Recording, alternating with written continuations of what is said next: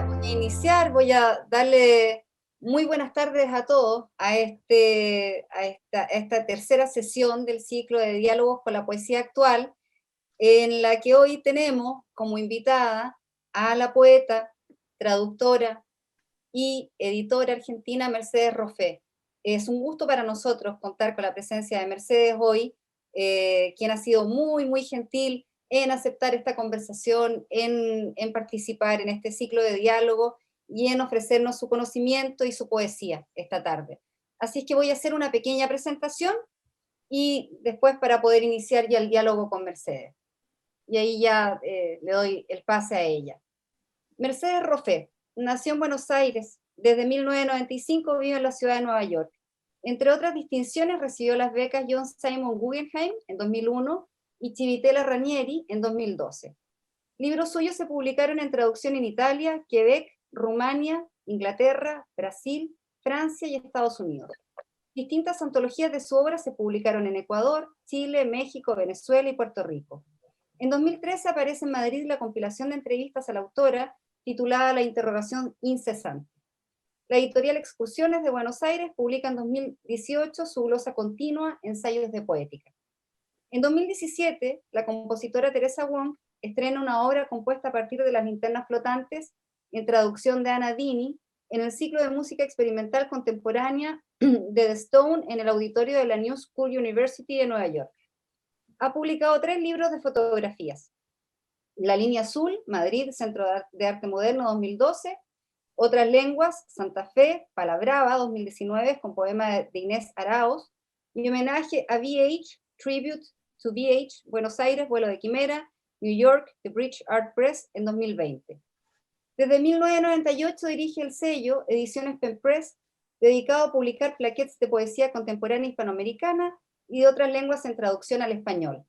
Desde 2018 dirige Talking Poetics, hablando de poética, un ciclo de charlas sobre poesía y artes visuales auspiciado por la New York Public Library. En 2020, la Third Global Conference of University Researchers on Hispanic Issues dedica un panel de homenaje a su trayectoria.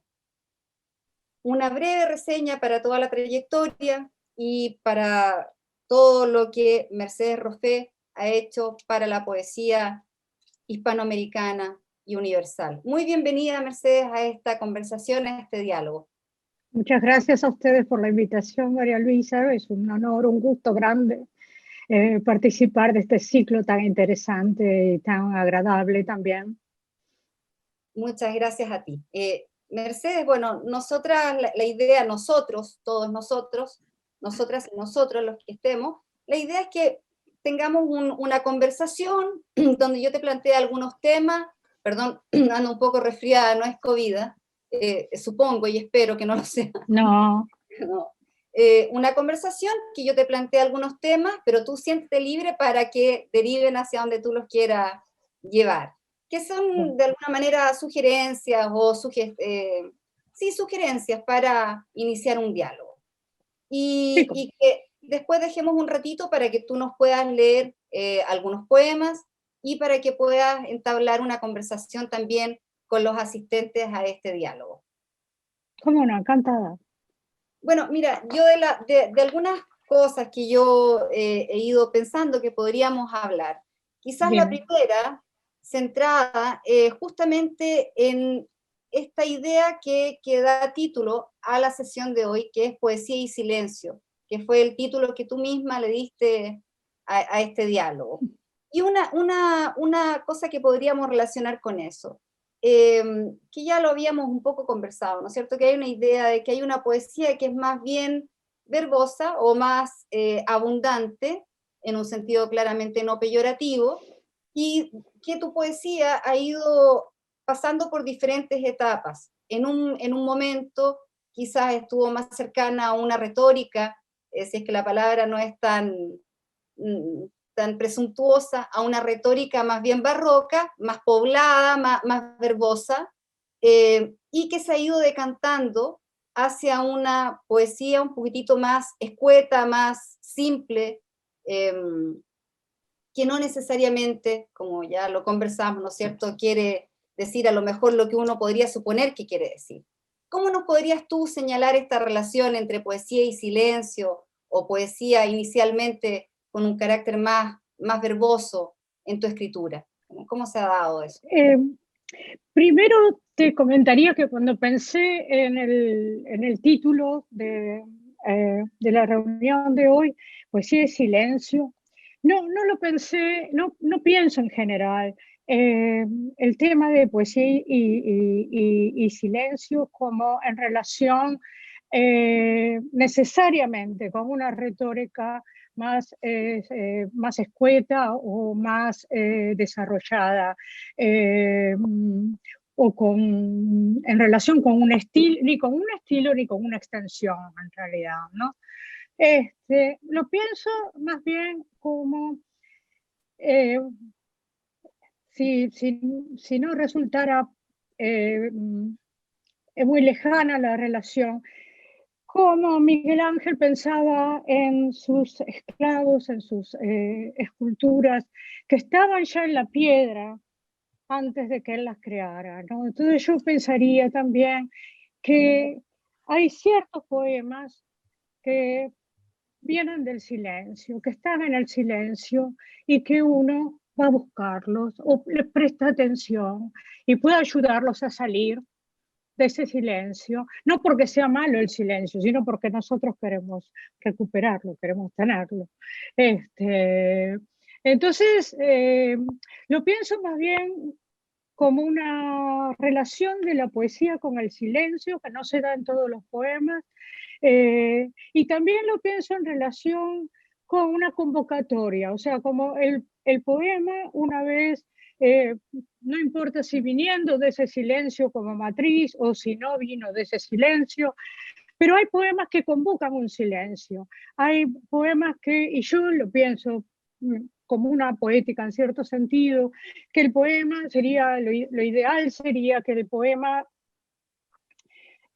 fuera una convocatoria al silencio, que esas palabras lo que sirvieran como precisamente para marcar lo que no está, ¿no es cierto? Que funcionaran como casi como una llamada, como una invocación, ¿no? A ese silencio que no sabemos qué es lo que nos va a decir. Entonces, por un lado, la relación de poesía y silencio para mí viene más bien por ese lado, no tan relacionado con extensión ni con estilo. En cuanto a lo que señalaste de mi proceso de escritura por distintas, que pasé por distintas retóricas, por distintas etapas, distintos proyectos, la verdad que tampoco lo veo como una progresión, no lo veo como que pasé de algo verboso, de algo más sublime, digamos, de algo más elevado a algo más simple. Yo creo que los proyectos van exigiendo de uno una flexibilidad, pidiéndole a uno, no. La verdad, no exigen nada, pero proponen y piden de alguna manera o instan o inspiran una actitud, ¿no? Una respuesta. Entonces, en ese sentido, distintos proyectos proponen, piden distintas cosas. Y yo no diría que necesariamente, sí, es cierto que los dos últimos libros responden a una poética muy diferente entre sí, pero sí un poco más escueta, más lineal, pero también muy diferentes, ¿no? Porque, por ejemplo, eh, la falta de ampulosidad, digamos, de Carcaj, no tiene nada que ver con la cotidianeidad que se espera recuperar o dar cuenta de en Diario Ínfimo, que por eso tiene ese nombre, ¿no? Y luego la verdad que tampoco, yo sé que hablamos un poco de la cuestión barroca, pero yo creo que aún en las épocas en que mi retórica fue recargada, digamos, no fue el tipo de recarga, de elaboración no era barroca. En el Capillo diría que, claro, no diría, digamos, la idea era, y creo que algo de eso se se ve que fuera como una especie de traducción, un guiño con la traducción de una obra decadente del siglo XIX. Entonces, claro, es ese tipo de, de trabajo de la lengua, ¿no? Que no tiene nada que ver con lo barroco para nada. Y me interesa recalcarlo porque, claro, en mi época hay un movimiento barroco que si no lo aclaramos puede entenderse que participo de él, cuando en realidad no. Lo lindo por mi parte es que siempre he tenido amigos en todos los movimientos, en todas las estéticas, los sigo teniendo, pero no he formado parte de esos grupos. Pero bueno, ya me extendí demasiado en la No, respuesta, no, así que no, este, no para nada. es que era una pregunta muy rica, con muchas partes. Sí, y también, bueno, algo de eso hablamos un poquitito, no necesariamente también se está utilizando esta noción de verbosidad poética en un sentido peyorativo, Para claramente. nada. Sí, No, no, sí, no claro. es indicadora, el silencio o la concisión no es quizás indicadora eh, de lo que supuestamente un público lector podría esperar que es indicador ese silencio. O sea, Claro. algo comentamos también respecto de esta forma escritural poética que está muy en boga de una cierta concisión. ¿Qué buscas tú con tu escritura o lo buscaste o se te planteó, se dio Perdón. naturalmente? No te preocupes, Sí, me olvidé que- de sacar el teléfono. no te preocupes. Me decías, eh, Tú decías que un poquitito el poema te llama al silencio, te llama para que tú lo saques de su silencio. ¿A qué te refieres concretamente con eso? ¿Qué quiere decir eso? quiere decir que creo que hay poemas que vienen del ruido y hay poemas que vienen del silencio. Y cuando digo que viene del ruido, a lo mejor tampoco soy peyorativa, sino simplemente que viene de una provocación social, provocación política, provocación humana del entorno. Y entonces vienen de otro lado, y es muy legítimo que vengan de otro lado. Y hay otros que no, hay otros que vienen de otro lado. Yo jamás diría que toda mi poesía viene de ahí, en absoluto, y a lo mejor encontrar un poema que pueda remitir o que pueda dejarte imaginar que viene de ahí ya es un lujo, ¿no? Es una experiencia muy especial. Pero como te decía, no tiene que ver con la sencillez.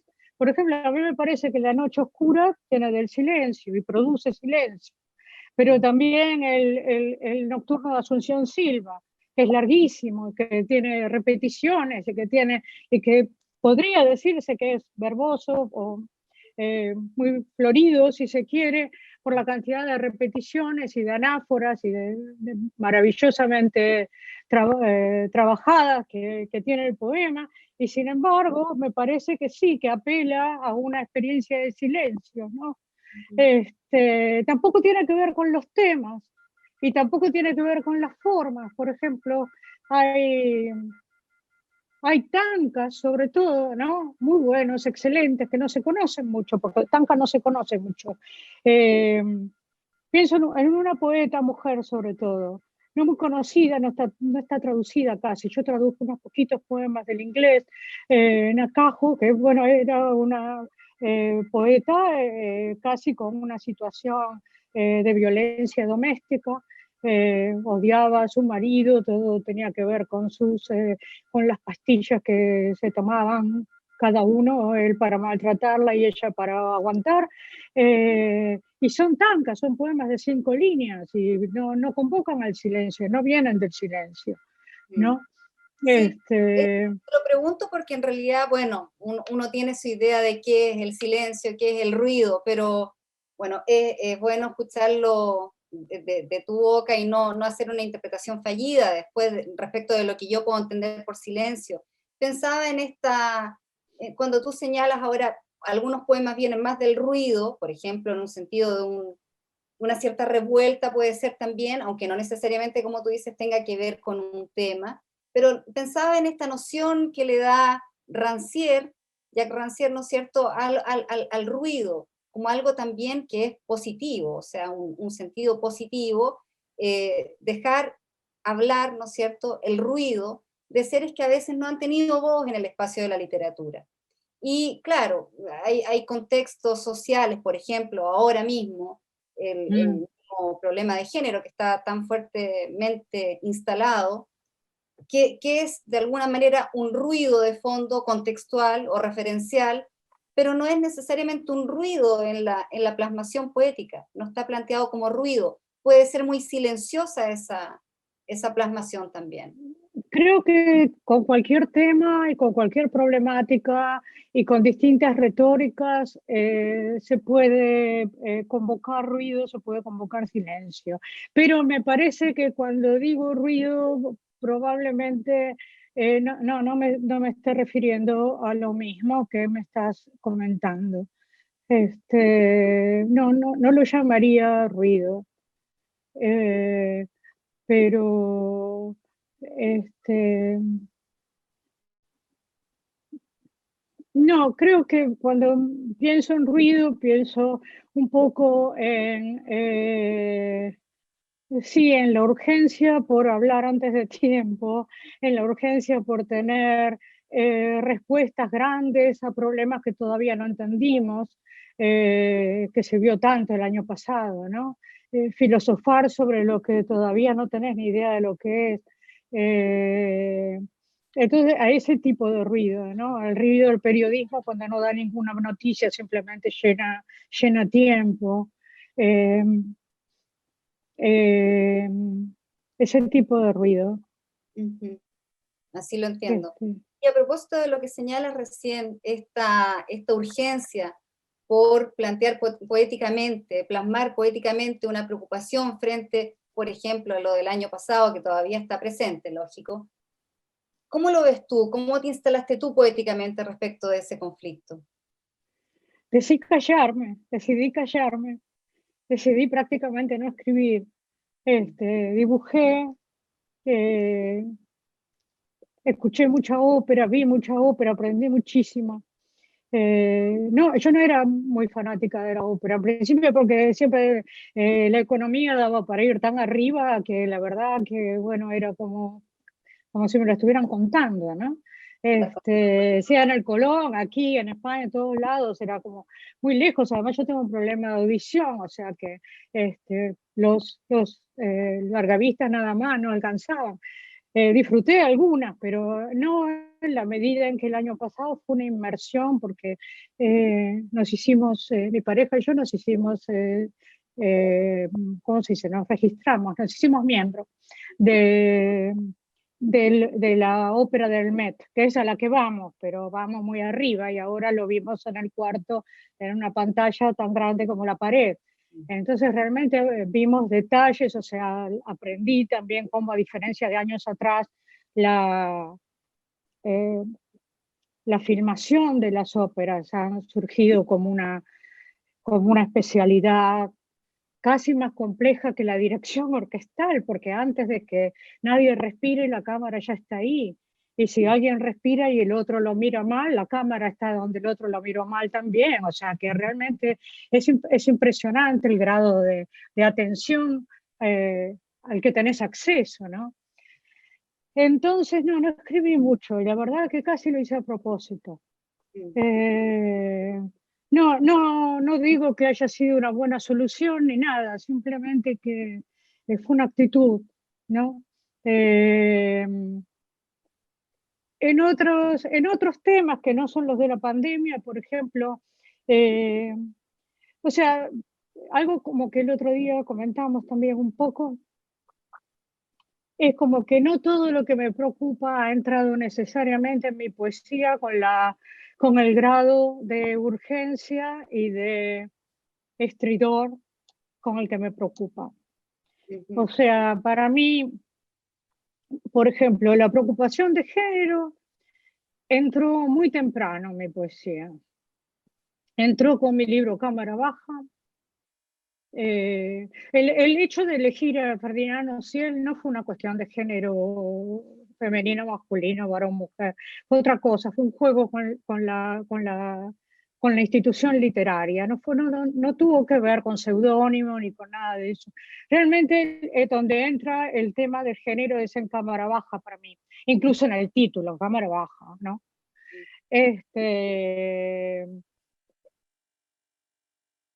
Ahí sí entró, pero qué coincidencia, digamos, que entró en un momento y en una poética que, a pesar de que se puede entender como la esquivez de la amada, el discurso amoroso y tal, es un libro muy festivo, es un libro muy juguetón. Entonces, claro, juega desde ahí con los estereotipos. Yo vengo de la literatura medieval, mi doctorado es en literatura medieval, ¿no? Bonito. Entonces, claro, pero entonces toda mi formación viene con el amor cortés, ¿no es cierto? Leer, hasta el hartazgo, ¿no? Eso. Y cuando voy a escribir cámara baja y cuando voy a vivir en esa época, que tenía 20 años, ¿no es cierto? Lo que hago es cuestionar todo eso, con todo el amor que le tenía, ¿no es cierto? Cuestionar todo eso porque para la vida no va. Entonces, era por un lado el placer de hacerle un guiño a todo eso que yo quería tanto, y por otro lado decir, hasta aquí, ¿no? Había otras partes que no eran tan juguetonas. Por ejemplo, también fue la época en que se estrenó la película de Mahler, con Alma Mahler. Entonces la figura de la esposa y el esposo no son tan juguetonas, no son tan livianas como la figura de la amada en el amado, todo eso que no... la figura del esposo y de la esposa son más densas. Mm. Pero todo igual es de una manera, como no podría ahora hablar de los femicidios de esa manera, no podría, no puedo de hecho, no puedo. Eh, Así ¿Por qué, que, y por eso, ¿no? por qué crees tú? ¿Cuál es tu explicación para eso? Porque te toca profundamente y lo que señalabas antes, no todo lo que te afecta tan profundamente está quizás plasmado en tu poesía inmediata. Quizás gracias por decir inmediata, porque es exactamente eso, a lo mejor en algún momento sale. Eh, Porque de la experiencia a la obra hay una retórica, hay una construcción, y si la construcción no sale, es faltarle el respeto a la preocupación. Mm. Para mí, yo no quiero ser un pie de página de un problema de la humanidad. Los incendios son muy graves, el problema de los refugiados es muy grave, los femicidios son muy graves, y yo no estoy a la altura con mi poesía de tratarlos. No los quiero minimizar, no quiero hablar livianamente de eso, ¿no? Todo Picasso, hay un Guernica, ¿ok? Ok, le salió, muy bien. Eh, Celan, ¿no es cierto? Bueno, Richter no, Kiefer encontró, a lo mejor por mala conciencia, encontró un diálogo con su historia, con la historia de su país. Muy bien, pero es muy poca la gente que lo ha encontrado. mira, quizás, bueno, a mí me gusta mucho tu planteamiento, lo encuentro muy serio. Sin eso el menoscabo tampoco de quienes también escriben poesía contingente, llamémosla así, porque es una opción y cada autor Por verá, supuesto. ¿no es cierto?, que lo moviliza la escritura. Son procesos muy Claro, personales como para juzgarlo.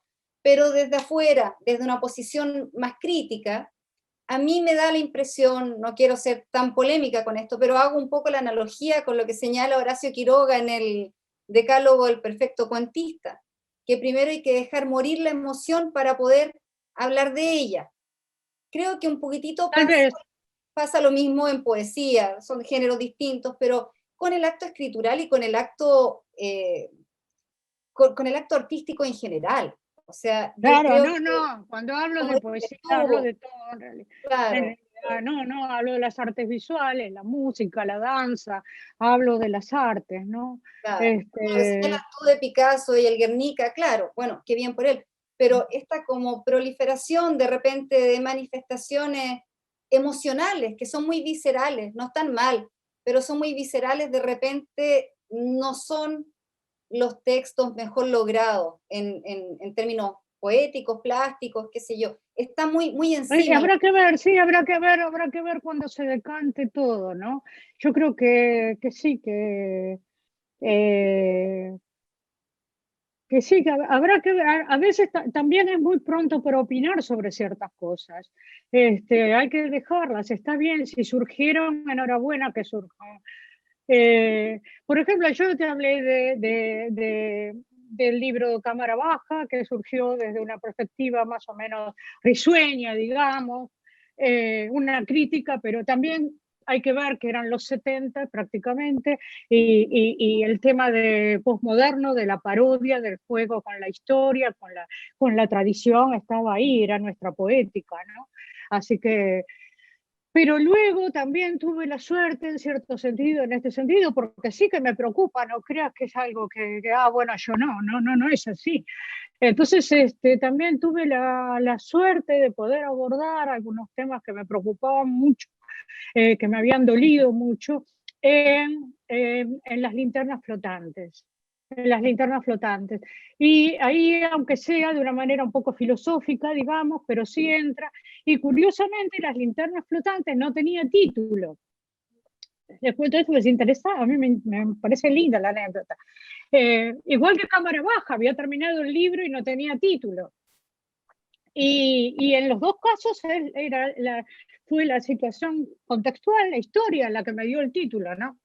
Yo en ese momento, yo siempre trabajé en mi casa, pero a veces la editorial me llamaba para trabajar en sus oficinas. Entonces, en esa época que había terminado el libro y no tenía título, estaba yendo todas las mañanas a la editorial, aquí en Nueva York, y en Nueva York hay en el subte un periodiquito gratuito. Entonces, sería el 10 de septiembre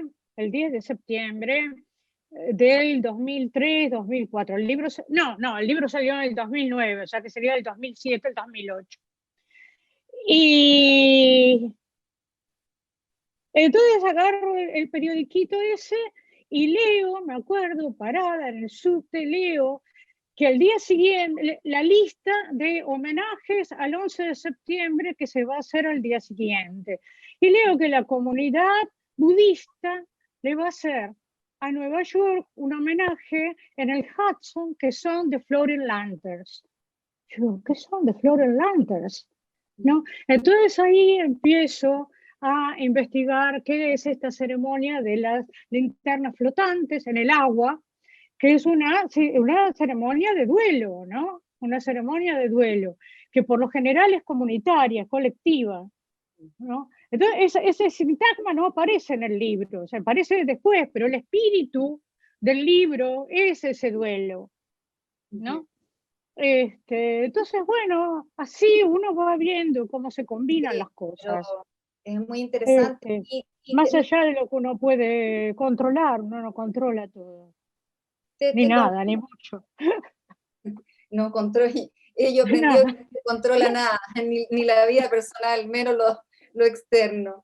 Mercedes, una pregunta que relaciono con tu respuesta. Bueno, nosotros sabemos que tu poesía ha sido considerada también una poesía ekfrástica, para no tildarla de nada, no darle un rótulo, que siempre de alguna manera los nombres marcan mucho las cosas, los sellan a los hechos, y a veces la poeta no se siente cómoda con ese rótulo. Pero sí es cierto que tú trabajas con diferentes elementos del arte, que los mixturas, llamémoslo así, y decías recién, hace un ratito, que no habías escrito mucho el año pasado, no sé si nada, pero no mucho, pero que habías pintado más. ¿Cuál es la importancia que tiene en tu obra el uso, la incorporación de otros elementos artísticos, provenientes de la plástica, provenientes de la música? Mucha, desde el principio, porque en mi casa de jovencita y chiquita era una prioridad ¿no? Se suponía que mi hermano y yo íbamos a ser músicos. eh, Mi hermano parece que tenía cierto talento para eso. Yo no sufría mucho realmente. La verdad, no me interesaba. Sabía que no iba a saber subir jamás a un escenario. No era buena alumna, pobrecita, porque como era buena alumna en la escuela, era buena alumna en el conservatorio, porque me portaba bien, pero tocaba mal. Así que tanto que, bueno, ya cuando estaba por graduarme en el conservatorio, la maestra, la profesora me daba, todos los profesores me tuvieron que dar clases particulares porque yo no salía a flote, ¿no? Entonces, cuando yo iba, ya era grande, ya tenía 16, 17 años, estaba terminando el secundario, y cuando iba en el autobús a la clase de piano, como sabía que me iba a ir mal, yo me iba diciendo romances viejos como mantra, ¿no? Entonces, cuando de niño pasó la mar, guardar agua su caballo, la mañana de San Juan, y así me tranquilizaba porque sabía que todo iba a ser un desastre, ¿no? Así que bueno, pero claro, entonces por un lado estaba mi mamá con la música, por otro lado mi papá era grabador de metales, había hecho bellas artes, muy prudente él con el arte, él decía que era un artesano, que no, artista no, porque no creaba, hacía ciertas cosas más como de... Pero bueno, sí, era un artista realmente, había muy poca gente en la ciudad, en el país, su maestro y él que pudieran hacer lo que él hacía. Entonces, la verdad que sí, cuando era chiquita yo quería hacer eso también, de grabar metales, pero claro, con el buril, mi mamá no, pianista, buril no. Entonces, porque no, sí, no, si se clava el buril no estudia, entonces no podía. Entonces todo eso estaba ahí, ¿no? Entonces, bueno, después cuando termino el conservatorio, por suerte estudio un año más y dejo el piano. Mi hermano se fue a Europa, o sea que tampoco la presión era tan grande en la casa, y yo entro a la universidad y se abren los talleres literarios, entonces ya más dedicada a eso. Y claro, siempre que estuve en la universidad, tanto en Argentina como en España, y hubo una optativa, siempre fue historia del arte la que elegí. Y ahí la carrera de mi padre reflotaba, y bueno, los libros de arte sobre la cama, mi papá aprovechaba para comprar más libros con diapositivas, qué sé yo, todo eso. Entonces, eso, pero yo no pintaba, no dibujaba nada a esa altura. Y por alguna razón, cuando llegué a los Estados Unidos, eso empezó a aflorar. Un poco en Maryland, donde ya es una etapa de mi vida que ni siquiera menciono, pero sí me acuerdo que los primeros acrílicos se los regalé a mis amigos de Maryland. Si no, no me acordaría. Y luego lo que sí fue un paso así, pero tremendo, fue la llegada a Nueva York. La llegada a Nueva York y el descubrimiento de las galerías y los museos de una manera en que esto no sé si tenía que ver con la dictadura, pero por ejemplo, otro amigo que vino acá en la misma época, Rafael Bueno, lo invité al ciclo de la biblioteca, y él también dijo que nosotros en Argentina en esa época, en el 84, 85, no teníamos la experiencia de que el museo fuera una cosa tan viva, que hubiera muestras itinerantes. El Museo de Bellas Artes estaba ahí, era una cosa sólida que si había sido una vez, bueno, volver dentro de 5 años porque no había mucha novedad en el medio, ¿no? Y otros museos no, bueno, sí, estaba el de Quinquela Martín, tal, pero no era una actividad a la que uno fuera. Y cuando Rafael lo mencionó, dije, bueno, entonces no era una cosa mía, él se estaba dedicando a eso y tuvo la misma experiencia. Y los dos llegamos aquí, y nuestra vida es otra en ese sentido, ¿no? Entonces, la verdad que da ganas de hacer las cosas, porque uno las ve y da ganas, no importa si uno no lo hace bien. Ya lo que te decía el otro día, la verdad, si alguien no lo quiere ver, pero es como una energía que está ahí, es muy linda. Por eso tampoco juzgo a la gente que quiere escribir o pintar o dibujar o hacer cine, que lo haga, ya se decantará, ya se verá si es bueno o no. Sí, y en tu poesía está muy presente también la plástica y la música. Ah, sí, sí, claro, claro, sí, sí. Incluso, por ejemplo, bueno, en el tapiz obviamente es una éfrasis, ¿no?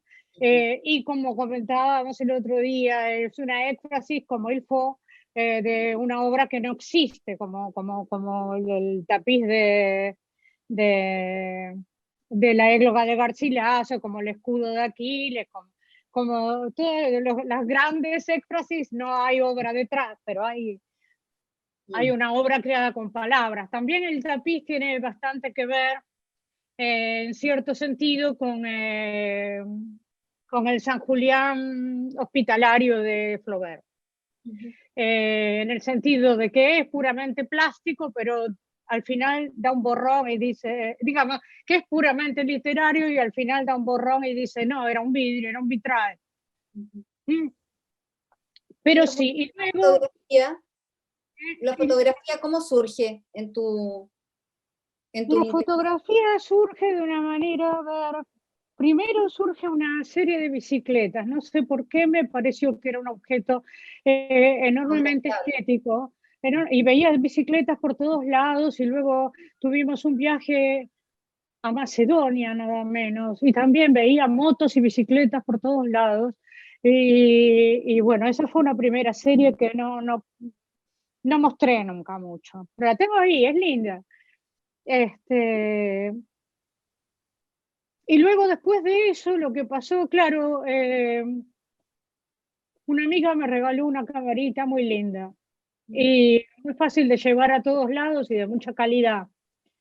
Y un día todavía vivía cerca de los museos, ahora no vivo tan cerca de los museos, en la 89, y un día me salgo y veo que toda la calle está marcada con tizas de colores y, y preciosa. Entonces, ¿no? Voy, traigo la camarita y la camarita se podía poner paralela al piso, o sea que era genial. Y eso era porque estaban por retomar las obras del subte. Tanto que al final nosotras nos mudamos, porque si retomaban en serio las obras del subte, lo que iba a salir de ahí abajo iba a ser invivible. Ustedes saben que el problema de roedores en Nueva York es realmente grande y era una zona de muchísimos restaurantes y si encima se abría el piso para hacer esta maravilla que hicieron después, no se iba a poder vivir ahí. Por suerte todo se dio como para que ya estuviéramos preparando una mudanza y nos mudamos bien al sur de la ciudad y entonces estuvo bien. Pero aproveché muy bien toda esa etapa de preparación de preparación de la obra. Y hice unas impresiones, tengo muy buenos printers, entonces hice unas impresiones muy lindas y cuando fui a Madrid, como tengo unos amigos que tienen una galería, una librería, hice una trampa. No los quería poner en ninguna presión, pero entonces le digo, eh, mira, acá tengo una carpeta que me manda un amigo para que ustedes la vean. Pero si conocen a alguien que les pueda interesar esto, yo no sé qué les parece a ustedes, si está bien, yo de esto no entiendo nada, y si tienen alguna galería que pueda interesarse, qué sé yo. Pero la empiezan a ver y dicen, bueno, esto nos interesa a nosotros, porque esta unión de rasgo gráfico, de graffiti y de arte es precisamente lo que a nosotros nos gusta mostrar. Bueno, entonces ahí ya nos blanqueamos, ¿no? Ah, bueno, está bien si les gusta. Bueno, entonces, bueno, ese fue un poco el comienzo, ¿no? Como que alguien que sabía un poco de la cosa apoyó y luego son las fotos que también a Kelly le gustaron mucho, que él está por ahí, un gran apoyo de ella. Este, eh, así que, pero así, ¿no? Entonces creo que gracias a que se le ha ido dando mucha importancia, eh, yo he también aprendido a darle un lugar, ¿no? Mm. Pero ya te digo, si se dijera, si se hubiera dicho en algún momento, no, mira, la verdad, está bien también, lo disfruto, ¿no? Sí.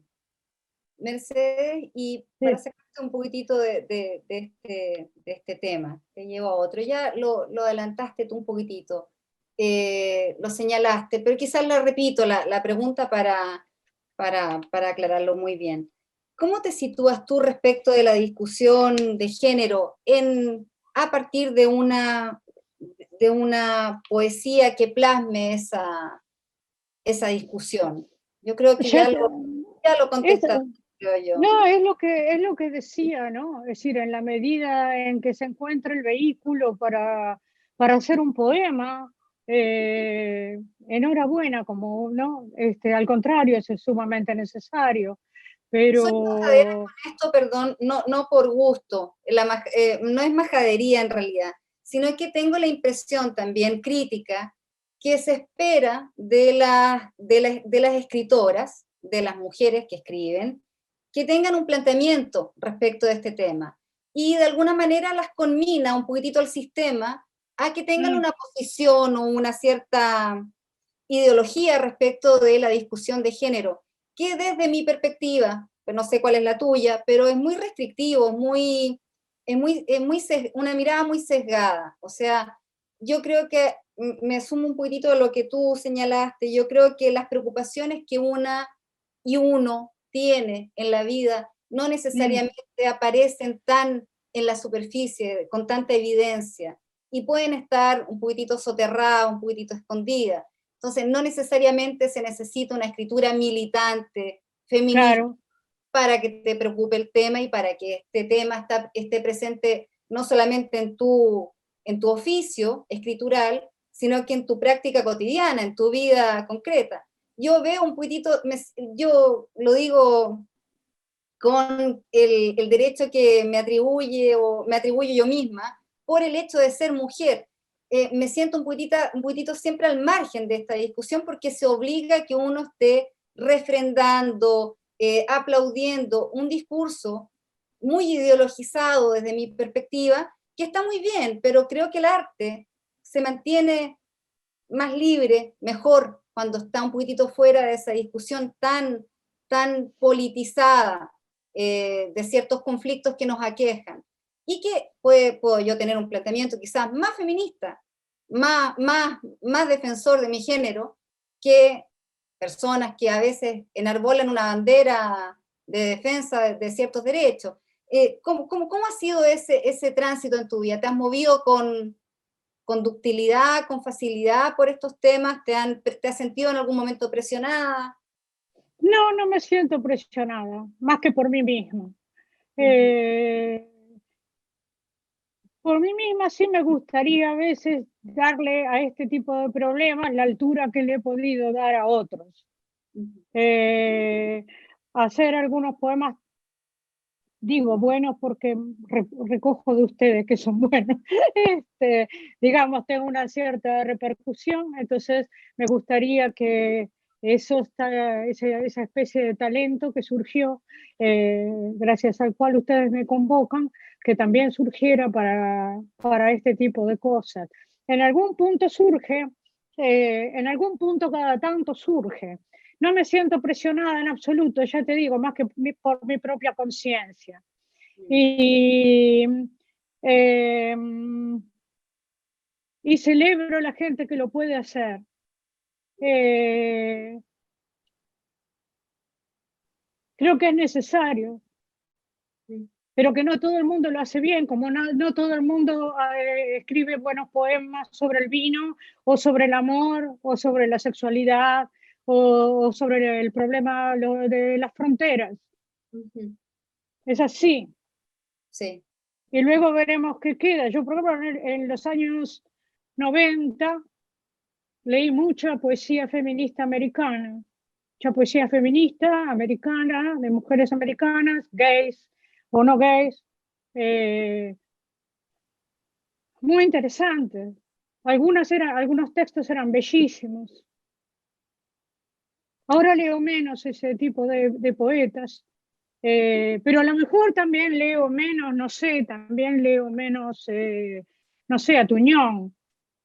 No sé, uno lee menos algunas cosas por época. Yo creo ¿Qué que, estás leyendo ahora, Mercedes? perdón, ¿Qué estás leyendo ahora? yo últimamente leo ensayos y últimamente leo bastante ensayos sobre arte.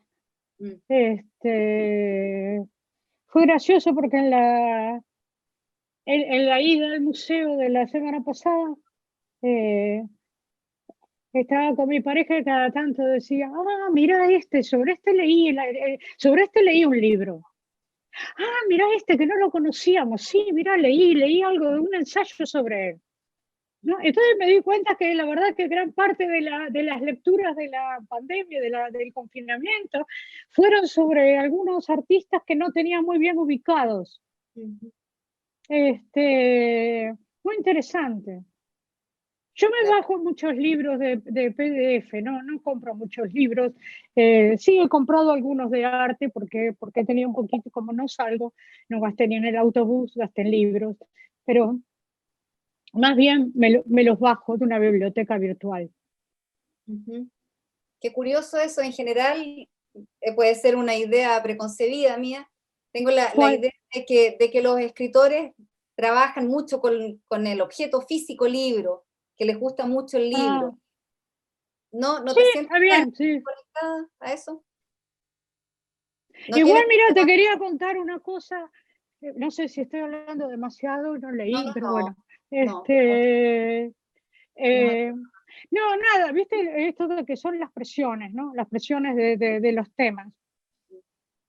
Hace poco sí, vino otra muestra grandísima que no se pudo ver por la pandemia, como pasó con la de Remedios Varo en Argentina, pasó acá con la de Richter, que todo el mundo estaba esperando verla, y bueno, nada, la abrieron y se cerró a los 2 días. Y yo ya había visto la del 90 y pico que había venido de él, pero claro, ahora esta era actualizada. Y le criticaron, vieron que él hace mucha abstracción, también hizo otras cosas, pero esta era abstracción. Le criticaron que una sala, no sé si ustedes leyeron esto, le criticaron que una sala que era totalmente abstracta, los cuadros tenían el nombre de los campos de concentración Ujú. y lo acusaron de oportunismo. Muy feo todo, Sí, ¿no? Muy feo la presión de sentir que el hombre tenía que dar cuenta de la historia de su país, aunque su estética no se lo permite. Él hizo muchas cosas que tenían que ver con la política, no era ninguna novedad que él hiciera algo sobre esto, ¿no? Pero me imagino la presión que habrá sentido y también puede ser que haya sido un poco de oportunismo, no sé, pero qué triste la situación, muy fea. bellísima. Mercedes, y finalmente ¿viste alguna de esas, no? No, vi la de dibujo de Mid-Century para acá. Mm. No vi la de Richter, se sacó, se levantó. Mercedes, y te llevo a otra conversación, a otro plano de la conversación, que también, en realidad paso de un temita a otro para que los asistentes puedan hacerse una mirada un poquitito panorámica de tu visión estética sobre algunas cosas. Dos temas que te los dejo planteados a ver si tú los relacionas. Dos Mm, cosas. mm, Por un lado, tu relación con la traducción. Tú has sido traducida a varias lenguas y a varios idiomas. Tú misma también has traducido textos, también eres traductora. ¿Cuál es mm. tu relación, cuál es la importancia que le das a la traducción? ¿De qué manera tú consideras que la traducción quizá permita habitar una lengua, una otra lengua, y al habitar esa otra lengua, no sé, estoy especulando yo, te permite habitar también ese territorio, quizás una cierta genealogía, como hablábamos el otro día, que se encuentra a partir de esa lengua en la que fuiste traducida, y a veces cuando desconoces totalmente, por ejemplo, la lengua en la que fuiste traducida, es como imaginar una vida posible en esa lengua que Mm, porque claro, si te traducen, no sé si tú hablas checo, pero si te traducen en checo y no lo hablas, es habitar ese espacio, esa lengua, y soñar una vida posible a lo mejor en ese espacio. ¿Cómo es tu relación con la traducción? Te lo dejo planteado para no interrumpirte. Y de qué manera también la traducción está presente en tu trabajo editorial, porque tú eres, Ah, ok, eres bueno, editor, está muy bien, presente, está está bien. en Ediciones Pen Press y lleva muchos años ese trabajo editorial tuyo, es muy importante y muy reconocido.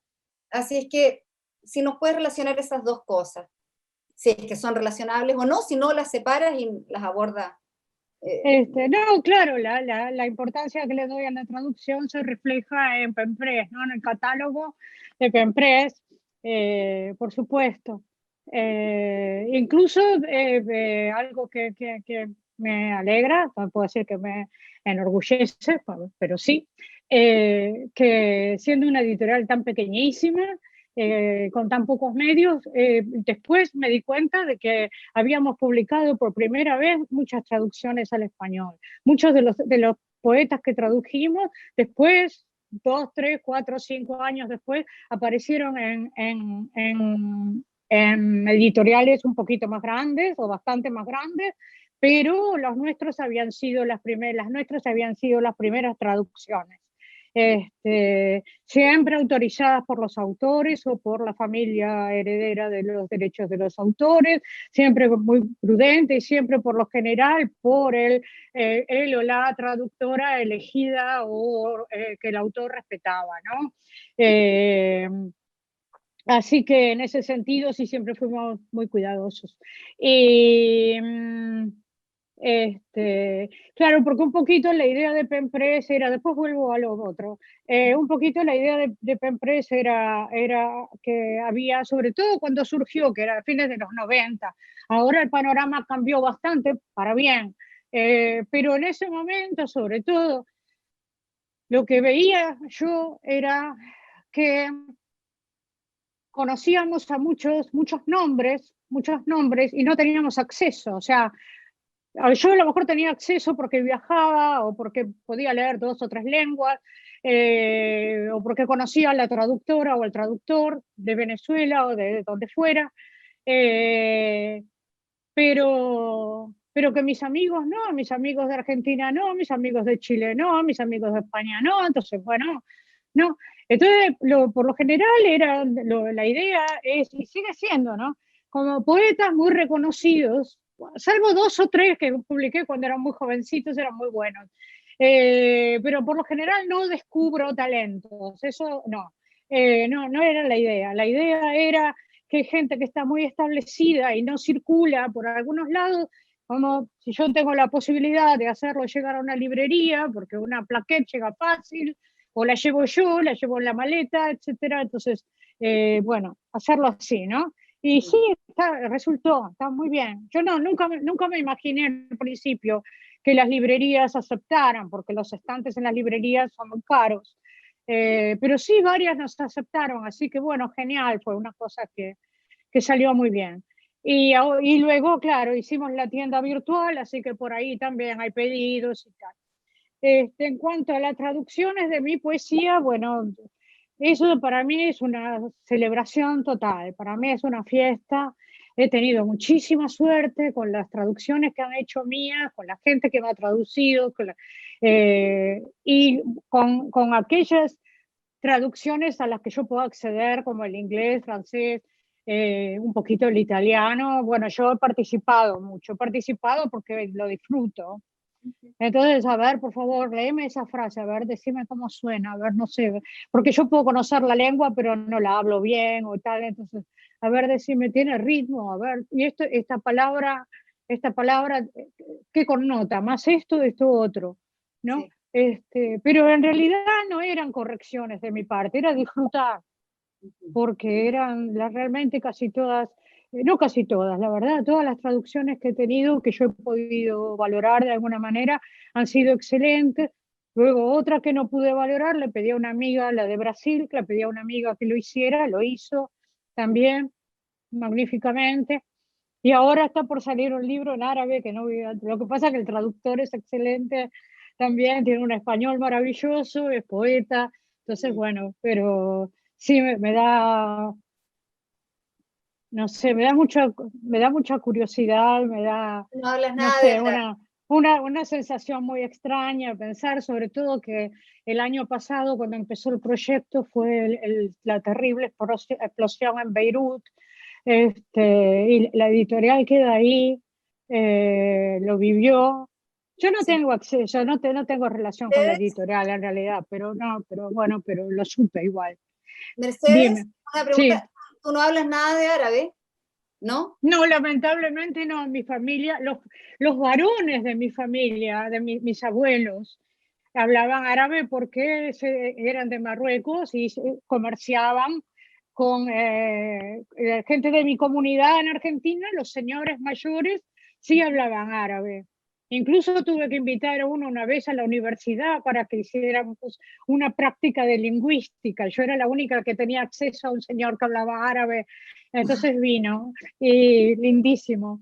Y, pero Pero no, qué ni yo lindo, ni las qué mujeres de la lindo, familia tampoco. qué lindo escucharse en una lengua que te pueden estar diciendo cualquier cosa y suena tan bonita. Eh, es, Sí, es un salto de confianza, ¿ah? Es un voto de confianza enorme con el bueno, sí, no, texto. eso es un traductor que es un honor que haya elegido algo mío, la verdad, más que voto de confianza. Es, Es un voto de este, confianza mutuo. En realidad los traductores son tan importantes como los autores, entonces están los dos ahí en una situación amorosa. Tiene que estar exacto. el traductor enamorado de los textos del autor o de la autora y la autora o autor enamorado de lo que el traductor hace, confiando como en todo acto amoroso, confiando en que el otro lo va a hacer de la mejor manera posible. ¿Querés que le preguntemos a los amigos si Yo quieren quiero hacer alguna pregunta? Sí, yo quiero eso, pasar quizás primero a una conversación con los demás para no acapararte yo, o si no, que tú leas primero y después pasamos a las conversaciones. Juan, ¿me ¿Hay, ayudas un poquitito ahí? hay tiempo? Sí, hay tiempo. Bueno, entonces leo algunos poemitas, pocos, porque él ya... eh, ¿Prefieres eso, leer primero o pasar al diálogo? Porque sé que Juan nos puede no, ayudar. la verdad que tengo ganas de que me pregunte la gente. Si tiene ganas, si no tienen ninguna pregunta, leo. No, no, Pero no, si lo más probable es que no quiero que nos vayamos y que no hayan intercambiado alguna idea no, conmigo. no, no va a pasar eso. Juan, nos ayuda un poquitito ahí a ver qué preguntas hay. Bueno, a ver, acá Claro, hay un texto muy largo, a ver, a ver. sí. Es, Bueno, es sobre las materias respecto del silencio. Me voy a a la pregunta propiamente tal. sí, Dice Edwin, tal vez la poesía que sale del silencio nos origina también en un ruido, pregunta. En un ruido que sea opacado o silenciado por algún motivo de acontecimiento. Por otro lado, ¿de qué manera, tal vez estéticamente hablando, puede uno entender que un poema que sale del silencio no se ha convertido en algo ruidoso también? Ah, qué bonita pregunta. sí, igual antes hay un comentario de Kelly que me gustaría recuperar también, porque Sí, también tiene claro. que ver con el silencio, ¿no?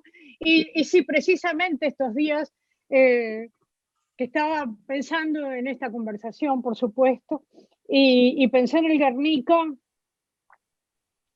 Digo, yo creo que la mayor prueba de silencio del Guernica es esta mujer con la boca abierta. Me parece que fuera un grito y es, lo que hace el silencio de la obra, ¿verdad? Es una obra muy silenciosa el Guernica.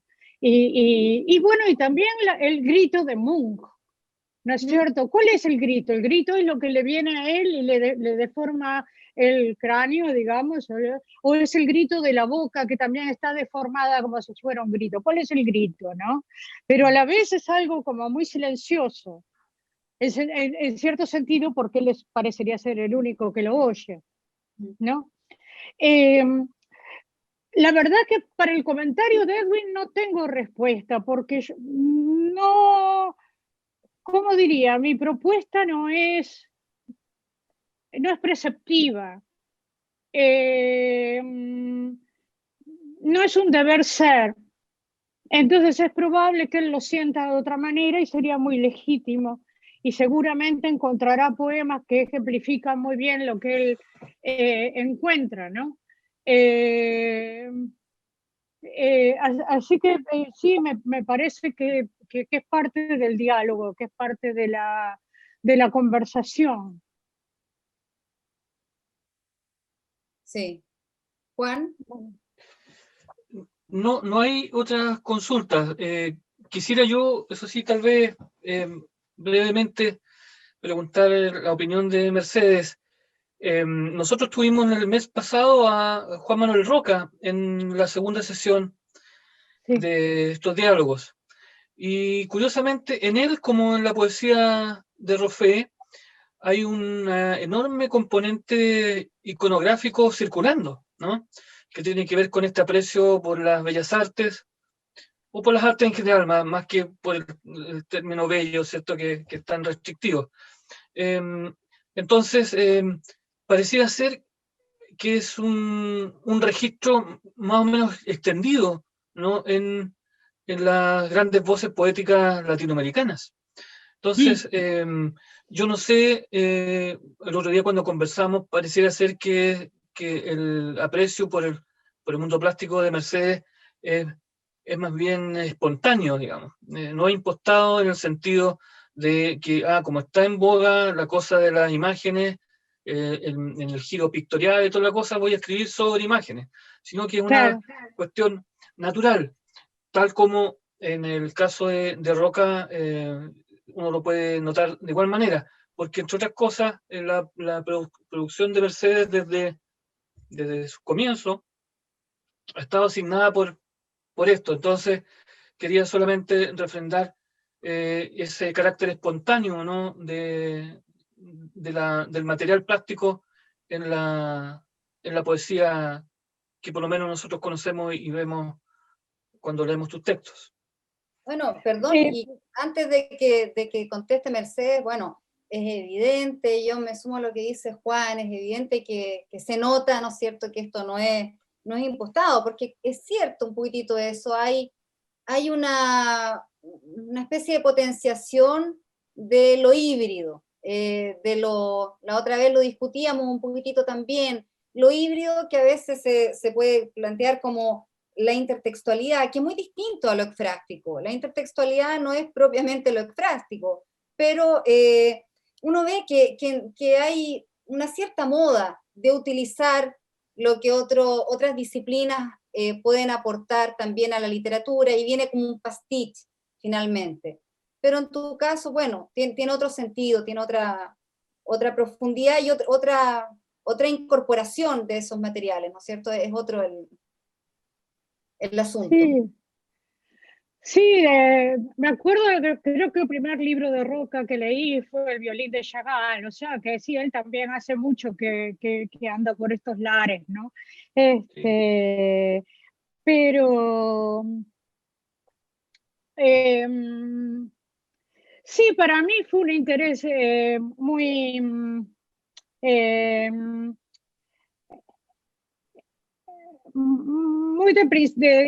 muy inicial, ¿no es cierto? O sea, ya el tapiz fue mi segundo libro.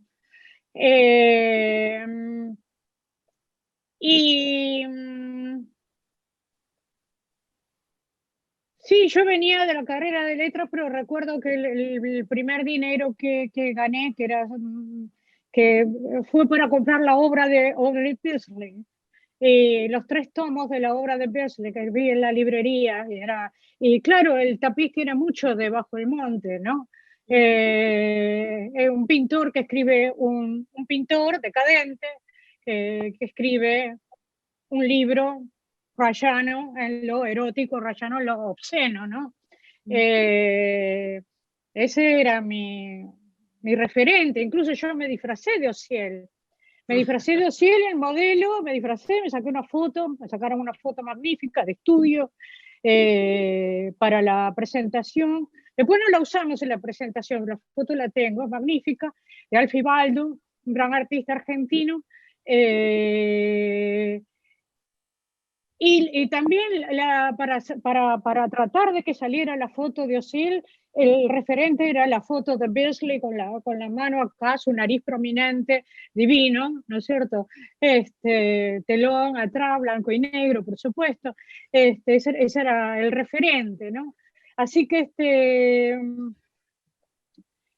pero sí, últimamente a mí me gusta mucho trabajar, me ha gustado siempre, por ejemplo, en la ópera hay una parte que está toda escrita a partir de poemas escritos a partir de obras, de cuadros, y otra parte que son poemas escritos a partir de obras musicales, con una visión, una visualización, a partir de escuchar obras que yo no conociera mucho, no las 4 estaciones, porque con las 4 estaciones no me iba a salir nada, sino algo que realmente me sorprendiera.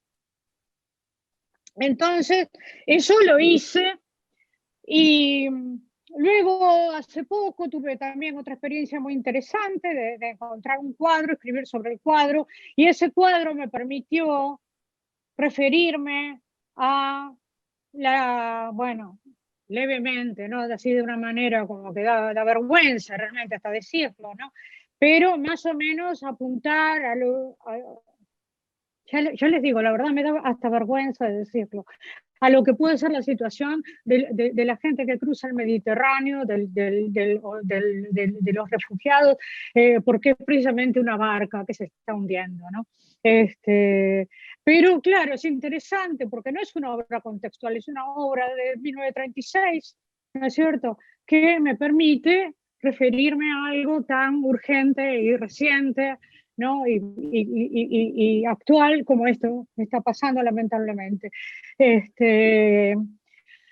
Bueno, son preguntas tan lindas, tan grandes y tan interesantes que la verdad que no sé si las termino de contestar.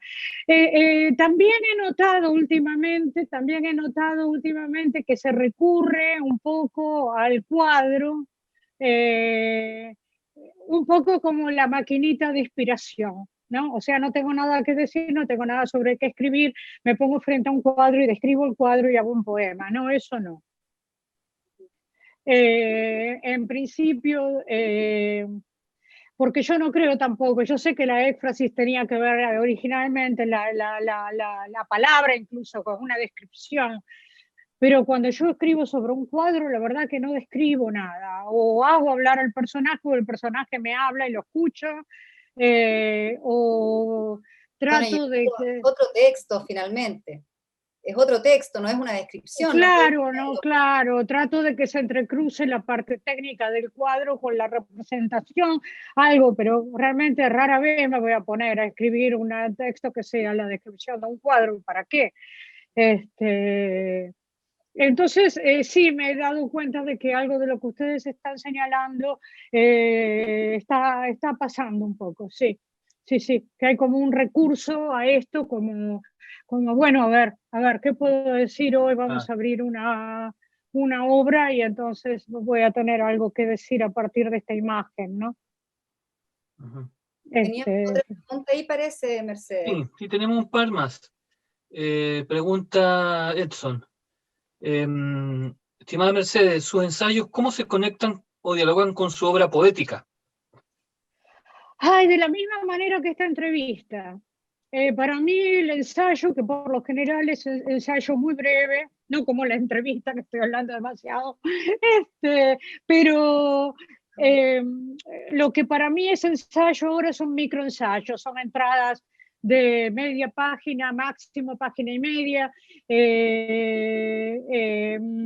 Entonces, tienen mucha relación con... ¿quién hizo la pregunta? Oscar, ¿está por ahí? Así lo miro, ¿no? Ah, sí, ahí está, Gutiérrez.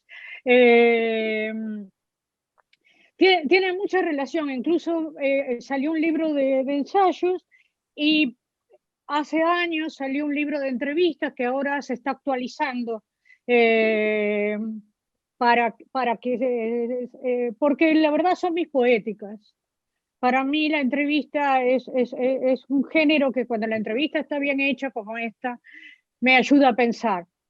Entonces le doy mucha importancia, le doy mucho tiempo, leo, me preparo, lo escribo, Entonces, me ayuda a producir ensayos. Y me gusta más porque es como más motivada que el ensayo. Por lo menos alguien me pregunta algo. En cambio, en el ensayo me da la sensación de que estoy hablando porque sí, nadie me preguntó nada. Pero está bien, surge del silencio.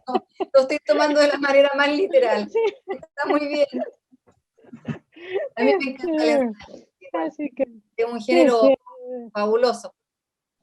Y a ver... Tengo otra pregunta acá no, la de los ensayos era de Edson. de Edson. La de Oscar, tengo una consulta respecto a la traducción. Mira, no sé cuántos años llevas en Nueva York, pero te salió el Oscar a la Argentina total, eso no se te ha ido. Ah, sí, sí, lo del Oscar me cuesta mucho, te digo. Más porque me parece un premio de cine. Nosotros en Chile usamos las palabras, todas las ponemos como graves, en Argentina las ponen agudas. A ver, decisiones en relación significado y significante. Las palabras verso de pronto tienen una connotación específica en el idioma. La decisión de la traducción o traslación de significado en este bajo su criterio están más cercanos a darle sentido en ese contexto o a buscar el sonido. Bueno, el sentido tiene que darse. Eso es algo que no se puede saltear. Ahora, el sentido no necesariamente se tiene que dar con la misma palabra. Por eso en algunas traducciones en algunas traducciones yo puse que yo participé porque no por ponerme de primera figura, sino porque yo le había sugerido a la traductora que cambiara la palabra, que no me acuerdo qué palabra era,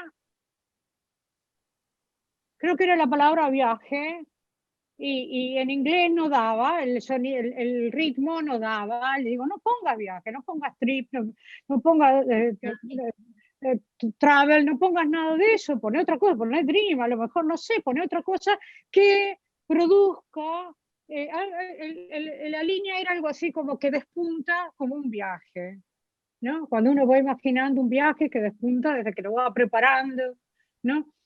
Y entonces yo le dije, no uses la palabra viaje si el ritmo no da, ¿no? Usa otra.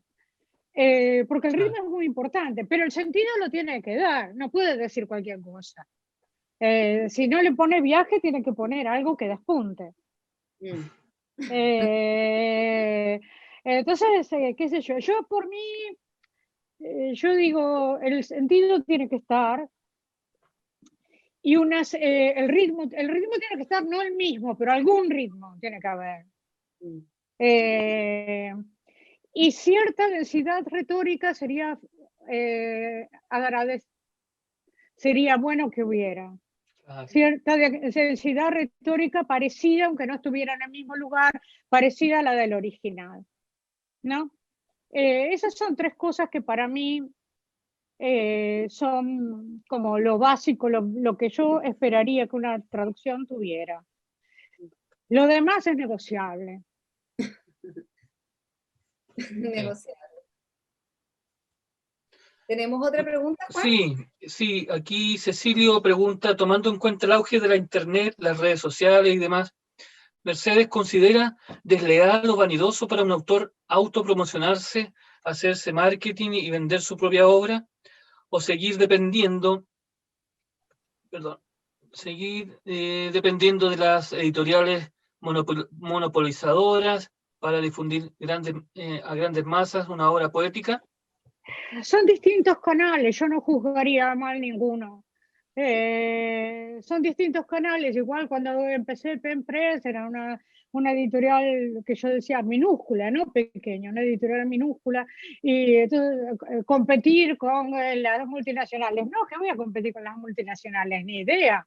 Además acá, yo más o menos, yo sé, incluso lo primero que dije fue, a lo primero que me referí es a la enorme tradición de editoriales minúsculas, pequeñas, alternativas, en Latinoamérica, en Hispanoamérica, ¿no? Y cada vez que presenté Pen Press hice toda la genealogía, ¿no? Pero en realidad a mí el empujón me lo dio una actividad que se hizo acá en la Public Library, que reunía las publicaciones alternativas de los poetas que aquí habían empezado en los 60 con el mimeógrafo.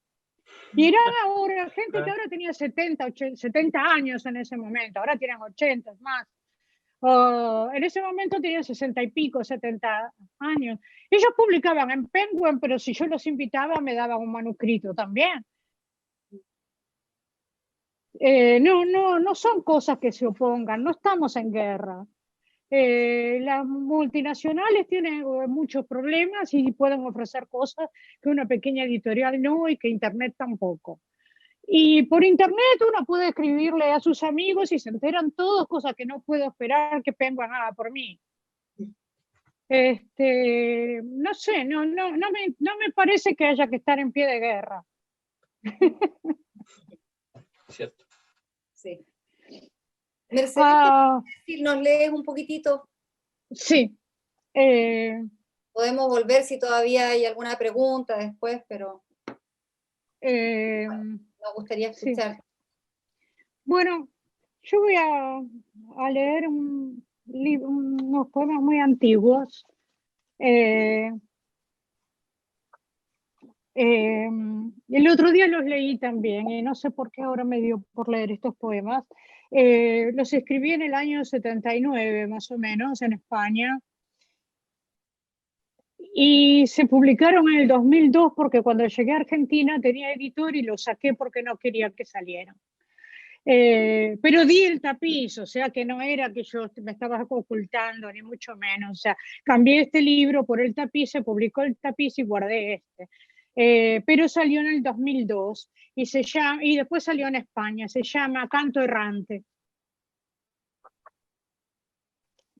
Y es uno de los ejemplos de una voz bastante más, digamos, solemne, si queremos, no más elevada. Hace no sé cuántos sueños se inició este viaje. Ribera del Sol, Ribera de la Muerte. Como un velo se hunde hacia atrás en la memoria. Aprendiz de destierro. Oh espejo, luna de mal agüero. ¿Desde qué monte preguntaré a las aguas el camino? Ribera del Sol, Ribera de la Muerte. El tiempo se ha detenido y sin embargo hay verbos que acontecen. Ayer un chopo, tal vez mañana un sauce. Cruzo la tarde como la espesura blanca de la leche. Desde las costas me alargan sus brazos, un ciego, un monje, una muñeca. Yo había profetizado la pérdida del reino. Yo había visto desfilar las barcas de la locura. Yo había visto el gesto excelso de los sacerdotes del ocio. Entrañas de los buitres, vosotras me habíais develado la destrucción del templo. Mas, ¿quién huyó? No hubo en Toledo ni en Alejandría el lugar, la negra lengua del bate. Yo había profetizado la muerte de los dioses. Mas, ¿quién huyó? Ahora voy a leer un poemita que es Silencio Puro, que no debería habérselo dicho, pero bueno, me porto mal a veces. Es un poema que nace a partir de una obra de Odilon Redón. En realidad los dos poemas que están aquí, que nacen de la obra de Odilon Redón por dos razones totalmente distintas, tienen mucho que ver con el silencio. Yo creo que Redón tiene mucho que ver con el silencio, no solamente porque tenga un cuadro así, sino que de su obra sale silencio. Entonces uno seguramente en cuanto lo lea se van a dar cuenta cuál es. Es muy conocido, se llama El huevo, l'œuf.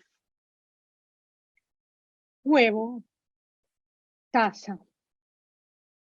El horror de los ojos no es lo peor. La boca, la falta de boca, la asfixia, esa falta de. Y ahora ¿Puedo leer una más y ya o más? No, te silenciaron. Perdón, no, yo me silencié para no meter ruido con el... Sí. No, adelante, estamos bien de tiempo. Bueno, entonces voy a leer uno que creo que tiene que ver con el tema de género. También puede ser que si no lo digo antes no se entiende, pero bueno, es así, ¿ves? A veces las cosas están y no necesariamente son transparentes, pero bueno, está ahí. Forma parte del libro que se llama Carcas Vislumbres, está casi al final. Habría que conjurar una flota bravía para sofocar las huellas. Habría que carcomer los fustes del desgarro, el aleteo de la ley y la ira. Habría que desdecir la púrpura, el vértigo, el incipiente misterio de la aurora, la brecha ebúrnea del sueño, las albricias. Habría que disputar laureles, tronos, crucifijos, confundir mensajero, oráculo, tirano y plaga, desviar el vuelo de los buitres y retorcer el cuello de las madres, las afanosas, parcas, inocentes, mansas, ateridas, santas madres, siempre, siempre secándose las manos. Que trastocar habría la trama incidida en la piedra, urdida, en tinta, bronce, en añil, tanta pequeña voz zumbando engaño y fraude, tanto entimema de sangre hurgando bajo el faldón, habría que desfacer aporías, puentes, traducciones, vórtices de vacuidades y demoler la trampa, el poderoso andamiaje del desprecio y del miedo. Una vez y otra, cada una para izarse, leve y cierta y luminosa, esclarecida en sí y de sí, primera y mágica. Mercedes, Y dime. alcanzamos a otro todavía. Bueno, hay uno que me gusta mucho. Mire. ¿Qué es eso cuando un autor dice que le gusta mucho? Es peligroso, es peligroso. No, es muy bonito. Es muy delgadito. Un son somos, apenas. Una titubeante nota sostenida por la trémula mano o el aliento, falto o cumplido de la luz que nos mira.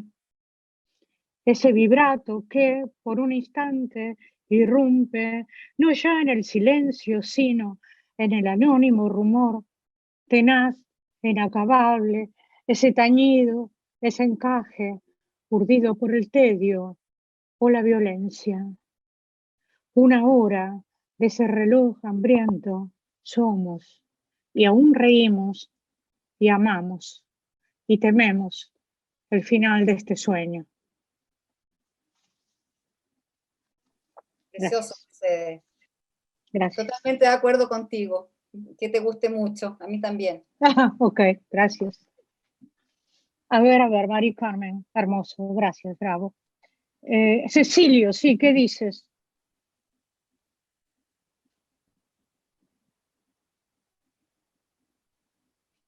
Hermoso, bravo, un último poema, dicen. Sí, y dice una última pregunta, me parece, ¿no? Gracias por sus gracias a ustedes por la invitación y por esta conversación tan linda. No sé si alguien más... Bueno, acá dice Cecilio algo que a lo mejor no señalé, ¿no? No hay poesía sin cadencia, por supuesto, y no hay silencio sin ruido. Yo eso no lo llamaría ruido, ¿ves? El poema es lo que rodea el silencio, lo que lo convoca, pero no llamaría ruido el poema, si está... no lo llamaría, pero entiendo a lo que vas, o sea, por ejemplo, el otro día estaba leyendo, creo que Steiner, no sé qué, también sobre el silencio, y él hablaba, o no sé si era él, sí, él hablaba de Rimbaud, y hablaba de, ¿qué otro? Que dejó de escribir. Bueno, de Silvia Plath, que se mató. dejar de hablar no convoca al silencio, es otra cosa, qué sé yo, es demasiado taxativo, no sé, no me refiero a eso. Además, el silencio de Orhan Pamuk fue más ruidoso que toda la historia de la literatura. Así que nada, llamó más la atención con eso pero nada, no lo llamaría ruido, pero coincido con la idea, que el poema convoca el silencio que está dentro o que podría estar al final. El otro día sí leí algo bastante lindo con respecto a esto, que creo que está en el poema de Wallace Stevens, que yo amo, sobre el gorrión, las 7 maneras de escuchar el gorrión, que dice, casi lo único tan hermoso como escuchar el gorrión es el silencio que viene después. Y creo que estamos hablando de eso, Cecilio, más o menos, con distinta palabra.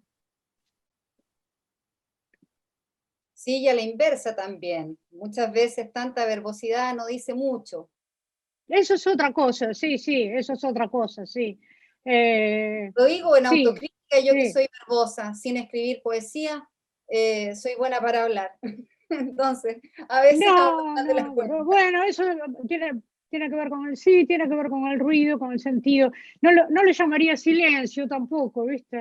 Es que a veces puede ser también, es una sí. forma de estar en silencio, hablar y al final no se escucha nada.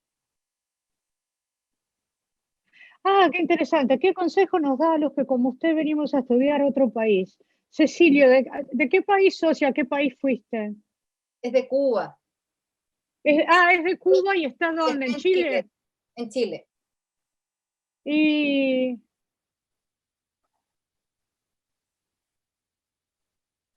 no sé, muy distinta la situación, es muy distinta, como ir a un país hermano es otra cosa. Es diferente, ¿no? Acá es otra lengua, otra cultura muy diferente, ¿no? Igual creo que la contraseña, digamos, sería respeto a lo diferente y tratar de aprender lo más posible, qué sé yo. No sé, me parece eso, ¿no? ¿Te costó a ti? ¿Te costó adaptarte a Estados Unidos?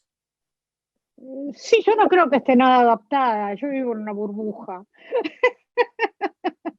Yo no creo que esté nada adaptada. Además, Nueva York es una burbuja con respecto al resto del país. No, no.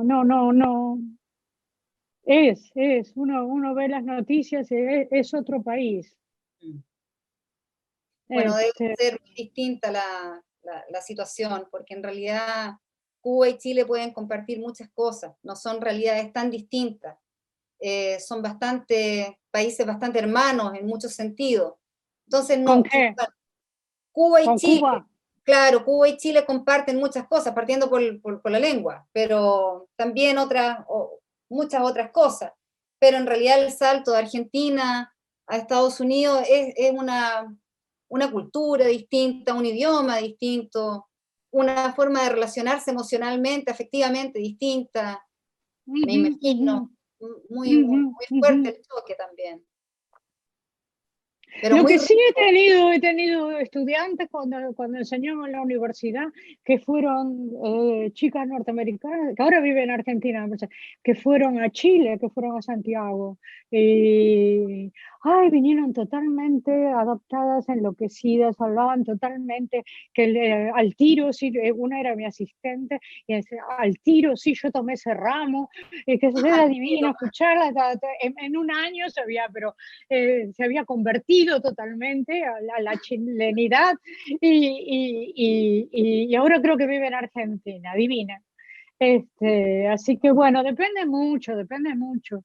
Yo, por ejemplo, también hay una cuestión que como tengo esta pérdida de audición, las lenguas extranjeras me cuesta muchísimo, también algunas situaciones en español, pero no tanto, claro.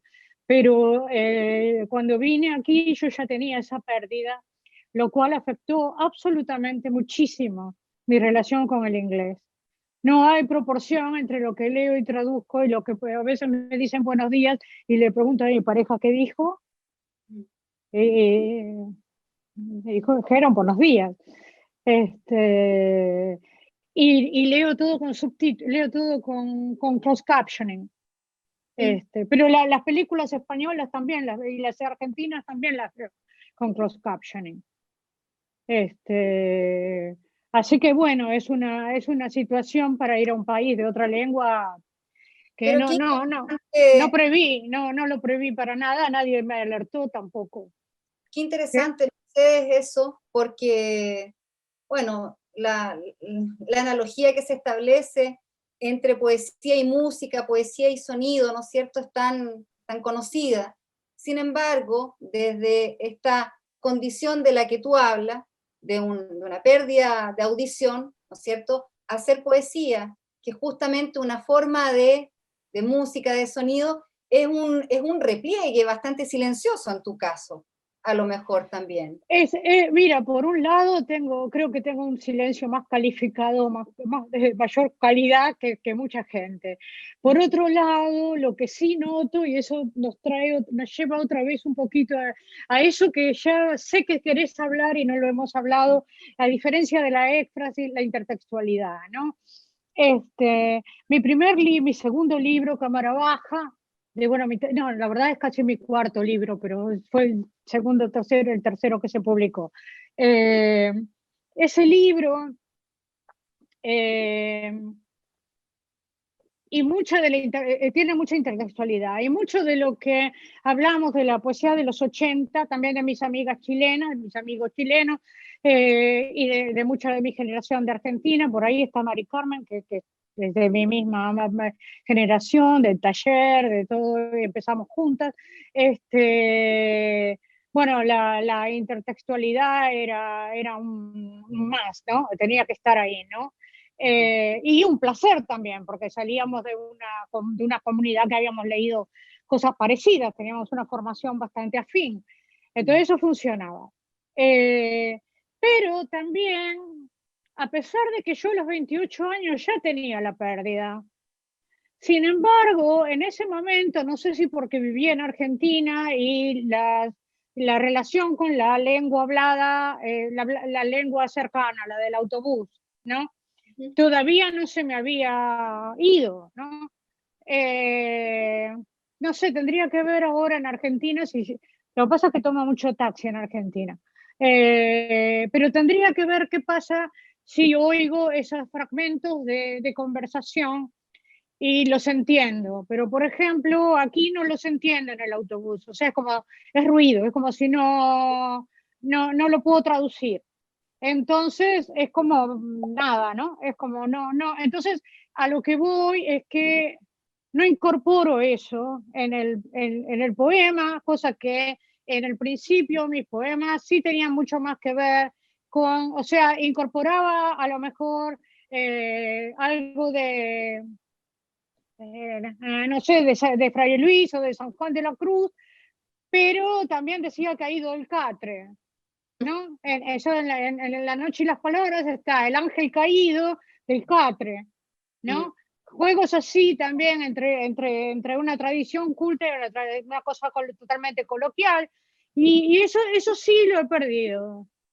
Eso lo he perdido, no sé si por vivir acá o si lo he perdido porque el oído no me da para absorber ese tipo de conversaciones.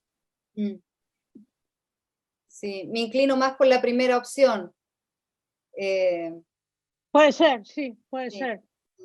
Porque son referentes menos inmediatos, aunque lo otro no necesariamente llegue desde la oralidad, está en diferentes formas, en diferentes formatos, entonces lo incorpora. Qué bonita expresión, caído del Catre. También lo usamos mucho acá. Sí, es muy bella, a mí me gusta mucho. Otra cosa en el mismo poema, tropezar 10 veces con la misma piedra. No sé, como que muchas cosas de la conversación popular, ¿no? Sí. Así que lo diferencio de una oralidad que también hemos hablado, que me influye mucho, que adoro, que es la oralidad de la poesía oral, que es otra cosa. Sí. ¿No?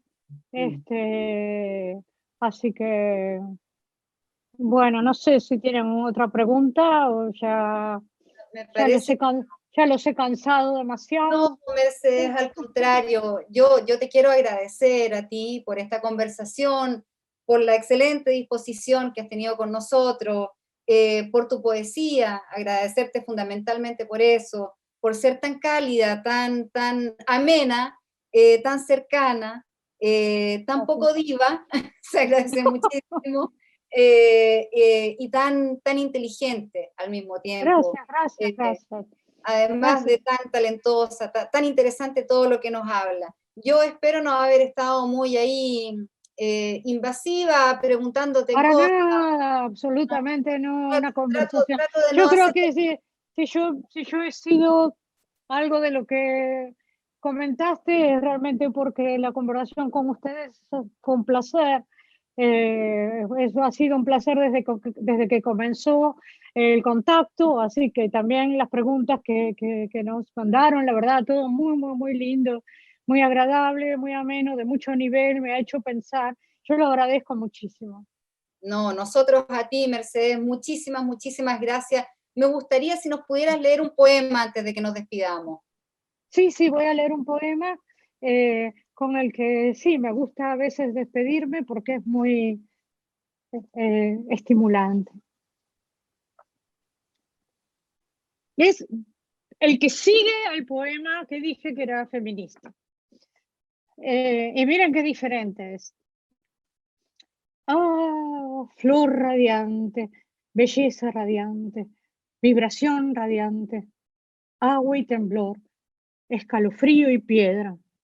Ah, mundo y río y sin razón radiante, millones de estrellas radiantes, noche oscura y radiante, millones de bocas, pétalos, radiantes nubes, peces, pájaros, árboles y selvas, nieve y rocío, torrente, abismo, fuego radiante, musical, oh refulgente, nada, luminosa, lumínico, pan nuestro.